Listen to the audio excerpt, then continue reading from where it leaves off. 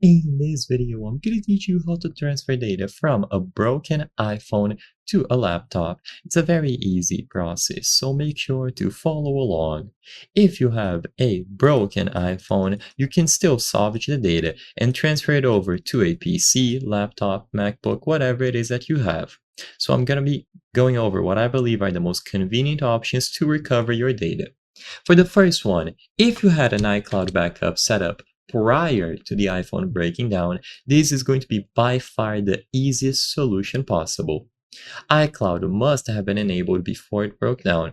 Of course, if your iPhone is not super broken, maybe it still powers on, you can most likely connect it to an external display, navigate to the iCloud option, and start the backup. Once backup has been started, or if it was started beforehand and all of your photos, drive, passwords, notes, and everything was saved to iCloud, it's going to be as simple as visiting iCloud.com. You can access this website on a Windows laptop, Windows PC, MacBook, whatever device you have, and after you sign in with the same Apple account that you used to make the backup on your iPhone, you will be able to download all of your data locally. So anything that is stored on iCloud will be accessible from the official website as well.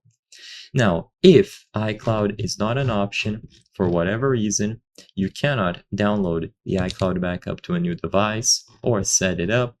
Another thing that people like to do is to connect their iPhones to a PC or laptop using a cable. Most likely, this would have had to be done beforehand at least once because it is going to ask for permission. And of course, this also expects the iPhone to be powered on. If it isn't powered on at all, then you will not be able to access your data even if you plug it into a PC or a laptop, even if it was a verified one. So in general, it is going to be done either through iCloud if you had a backup set up beforehand, or by connecting it to a PC or laptop so you can access all of your data. But this expects the iPhone to be able to be powered on.